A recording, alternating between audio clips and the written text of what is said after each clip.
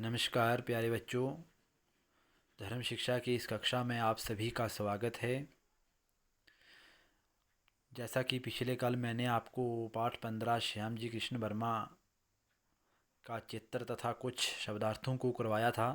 मुझे पूर्ण विश्वास है आपने उन्हें अच्छी तरह से फिर नोटबुक पे कर लिया होगा।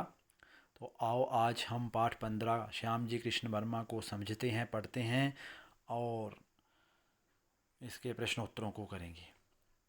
श्याम जी कृष्ण वर्मा का जन्म जो था 1857 में हुआ था और उनकी मृत्यु 1930 में हुई। यह अतिरिक्त प्रश्न के तौर पर आपको पेपर में आ सकते हैं। तो 1857 में इनका जन्म हुआ और मृत्यु जो थी वो 1930 में हुई। महर्षि दयानंद के अनन्य भक्त श्याम जी कृष्ण वर्मा ने महर्षि के प्रयत्न और आशीर्वाद से इंग्लैंड में शिक्षा पाई।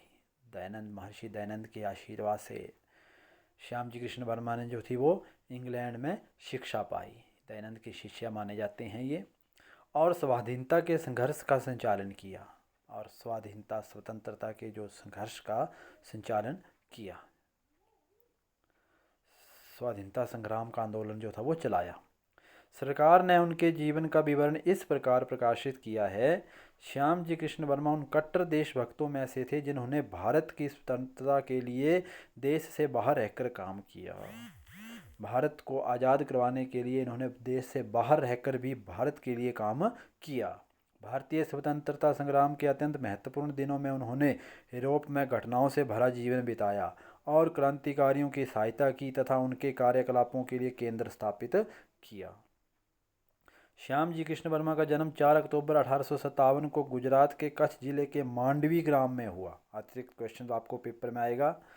वे एक असाधारण प्रतिभाशाली विद्यार्थी थे। उन्होंने संस्कृत का गहरा ज्ञान प्राप्त किया जिसके लिए उन्हें पंडित की उपाधि से विभूषित किया गया। उन्हें संस्कृत का गहरा ज्ञान था, इसलिए उन्हें जो था वो पंडित नाम से पुकारा जाता था और पंडित नाम से उन्हें जो था वो सुशोभित किया गया। 1875 में उनका विवाह बम्बई की एक धनी व्यापारी सेठ छबील दास लल्लू भाई की पुत्री अनुमति से हुआ। तो आपको ये भी अतिरिक्त क्वेश्चन आ सकता है पेपर में कि उनका विवाह किसकी पुत्री के साथ हुआ और उसका क्या नाम था। ठीक है, तो ये भी पेपर में आ सकता है। स्वामी दयानंद सरस्वती से श्याम जी कृष्ण वर्मा अत्यंत प्रभावित हुए। दयानंद जी से वो बहुत प्रभावित हुए और बम्बई आर्य समाज के प्रथम अध्यक्ष बने। बाद में उन्होंने ऑक्सफोर्ड विश्वविद्यालय में सेवा आरंभ की और बलियाल कॉलेज में संस्कृत के सहायक प्रोफेसर नियुक्त किए गए। बाद में वे टेम्पल इन में शामिल हुए और प्रथम भारतीय बार एट लॉ हुए। बार एट लॉ आप जानते हैं, जो थे वो वकील बने। जनवरी 1888 में वे भारत लौटे और कुछ समय के लिए रतलाम के दीवान पर पद पर नियुक्त हुए। राजा के जो थे मंत्री के पद पर जो थे वो नियुक्त हुए।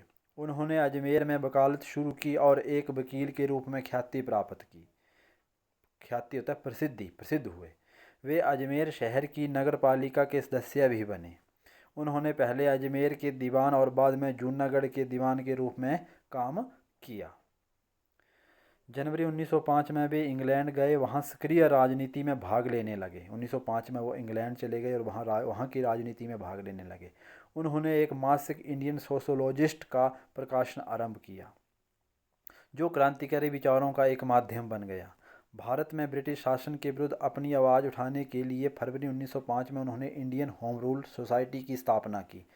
उन्होंने इंग्लैंड की यात्रा करने वाले भारतीयों की सहायता करने के लिए लंदन में इंडिया हाउस की स्थापना की।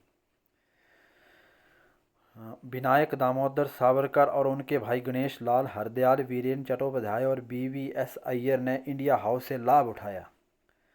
श्याम जी ने पैम्पलेट छपवाकर, पुस्तकें लिखकर और भाषण देकर ब्रिटिश शासन का कड़ा विरोध किया।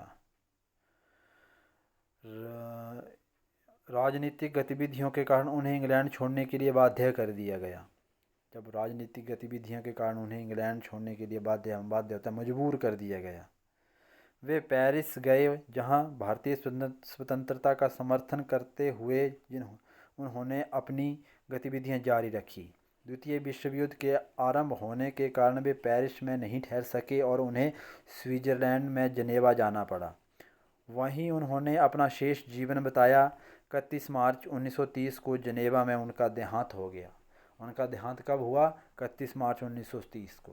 उनका देहांत कहाँ हुआ? जनेवा में। अतिरिक्त क्वेश्चन के तौर पर आपको ये भी पेपर में आ सकते हैं। तो ये था हमारा श्याम जी कृष्ण वर्मा के बारे में कुछ यादें जो मैंने आपको पढ़ाई। आप जो हैं इसे अच्छी तरह से पढ़ेंगे और सुनेंगे, समझेंगे, अतिरिक्त क्वेश्चन जो बताए उनको भी समझेंगे और इसके प्रश्नोत्तरों को हम करेंगे। आप सभी का दिन मंगलमय हो। धन्यवाद।